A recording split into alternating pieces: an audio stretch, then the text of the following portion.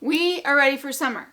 Are you ready for summer? Yes! Whoa! Summer! Summer! Summer! I am so excited for summer. And today I want to share some learning activities for your kids for this summer that keep them learning and keep their minds sharp. And they are disguised as fun and games and not school. Okay, so we are going to start the language arts stuff that we're going to do this year. Journaling. Journaling is for our handwriting, for our writing abilities, and there are so many fun things you can do with journals. Now, I first want to show you my daughter's junk journal. A junk journal is, you take something like this. This is my daughter's junk journal. And you do all sorts, it's like a scrapbook. It's like a scrapbook / journal / bullet journal. And so she's taken things, she's taken pictures of things, and she just does great stuff. She's an artist and she loves things. It's so fun. I mean, she does all sorts of things. But you could just get like a regular notebook like this. A regular notebook, lined notebook, if that's all you have. It could also just be in a composition journal like this. You can explore and add things to your junk journal. In the description below, I have 3 other resources for these journals, junk journals. Another thing along the lines of journaling is a gratitude journal. Get a notebook or something like this. Having something to write about with a purpose is always helpful. Now, if you have a reluctant writer and they don't think this is a good idea, then of course you could say, well, you know what? Why don't you tell me what you're grateful for and I can write it down and then you can draw a picture. I've done that before. Just encourage them. Tell them, you know, this is your journal. This is your gratitude journal or this is your junk journal. You go crazy with it and you get to have all the freedom that you want. Summer is easy going. And that's what we want to be. In the description below, I have one link of different prompts of gratitude journal ideas, journal pages. Along with writing, like physically writing, I like to have my kids in the summer learn how to type. I like to have them do games. That's all we're doing in the summer, right? It's just games. So typing games are awesome. There are some wonderful games online that are free. In the description, I have a couple of them. In fact, I just started using typing.com for my daughter.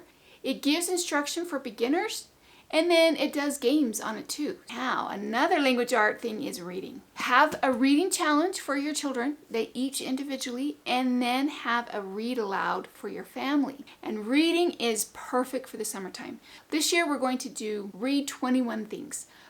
Get that reading habit in the summer because you don't ever want to lose that kind of skill. And at the end of the summer, what do? We of course give a prize for those that did all the work for the challenge.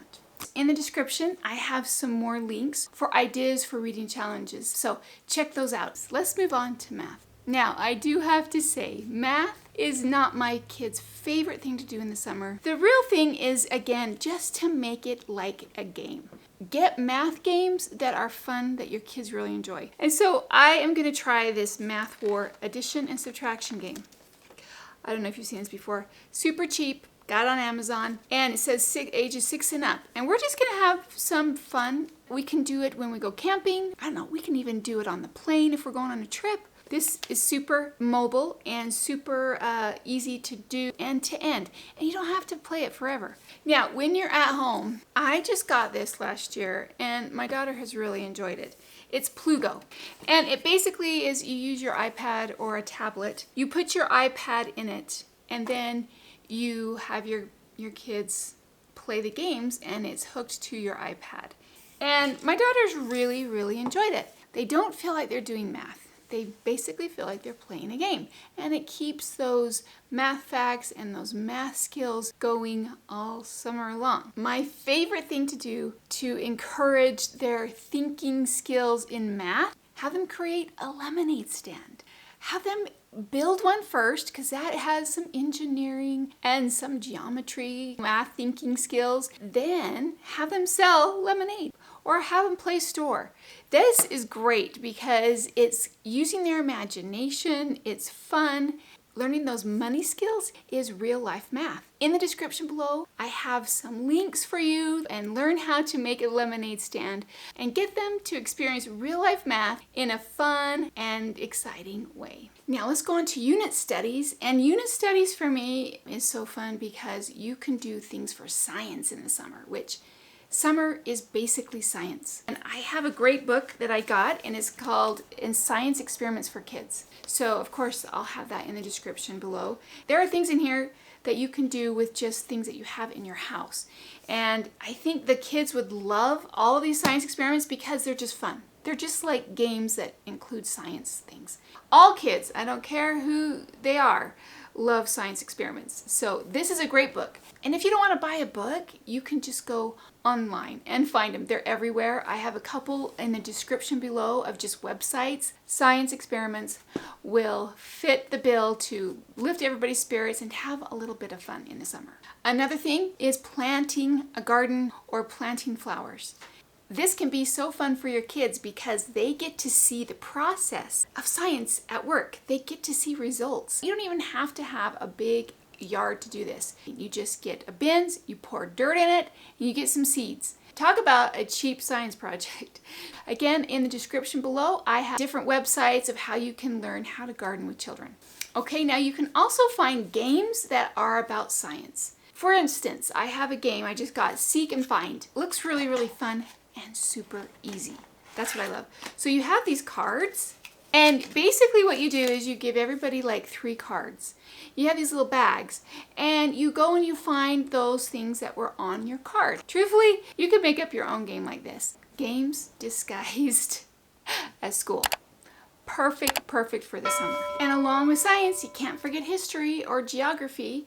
And so I have a couple of things for geography. This year what we're going to do is we are going to have a state or states of the week. So I have these kind of books like this that you can just get, and they're coloring, and they're all, what I love is everything is on one page. And so you have a state, and you have the state itself, you have all the things like, you know, the state flower, the state bird, and you have a little bit of some trivia facts about that state. So we'll read it, we'll talk about it, we'll have them color in it, just do whatever fits into your schedule. And if you get 5 states in a summer, at least that was 5 more than you would have if you didn't do this. Also, there are so many different things like games for geography. This is a great one. This is a great one. Scrambled States of America game. Little maze books, you know, amazing states, the Amazing 50 States maze book. Think games, fun. Things that your children are going to want to do when they're bored and they are driving you nuts. Okay, so history might be a little bit tougher. I don't know. For me, it kind of is. But what you could do is you could have a read aloud. Like I talked about before with reading, a family read aloud, maybe that could be on the history subject. And maybe it's the history that you're going to do this coming fall. That would be awesome. So you're getting them geared, you're kind of priming the pump for what is coming in the fall for history. So in the description below, I have some more resources for things that you could possibly do for history during the summer. And last but not least, we're going to talk about art. Now, art is super easy to incorporate in the summer. There are so many different books. And this is one from mine. It is Art Lab for kids. Maybe your kids will not buy into the geography and the history and the science, but they will buy into art. So do it. Do more art. It's totally up to you. Children in the summer get really restless if they don't have schedules and they don't have things to do. So this is our bag of tricks for the summer. Thanks for watching. Have the best summer ever, and we will see you on another video. Toodles!